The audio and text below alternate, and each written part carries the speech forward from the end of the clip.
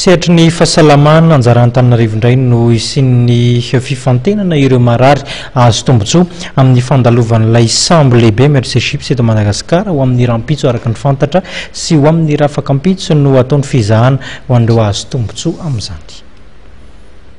Reto avy ilay aretina voalaza fa tsaboin'ny Mercyship ao anatin'ilay fifantenana izany. Ny tumeur eny amin'ny tareha zany hoe le misy mivoto be reny zany, fivotosana eny amin'ny loha na eo amin'ny tenda tahaka ny goatra zany, ny molotra sima, ny lanilany misy lavaka.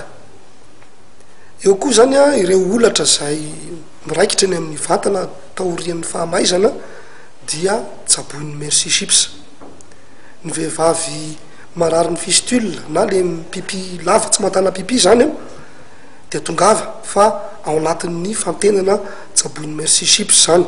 Koa ho anao izay manana an'izay olana ara-pahasalamana izay voalaza teo aloha teo ireo dia asaina ianao ho tonga amin'ireo hôpitaly 5 izay ao amin'ny Agera, ao amin'ny hôpital be Filatanana, ao amin'ny maternité be Filatanana, ao amin'ny hôpital des enfants ao Tsaralalàna sy ao amin'ny hôpital Fenoarivo Atsimondrano.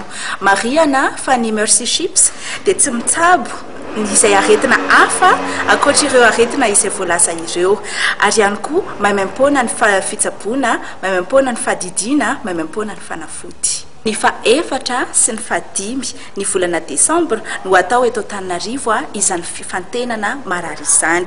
Hôpitaly 5 no anaovana izay fifantenana izay atao ao amin'ny hôpitaly Ravoangy Andrenavalona na Agera, ny hôpital be Filatanana, ny maternité be Filatanana na koa hoe trano fiterahana be Filatanana, hôpital ho an'ny reny sy ny zaza ao Tsaralalàna na ny hôpital des enfants ao Tsaralalàna ary ny hôpitaly ao Fenoarivo Atsimondrano.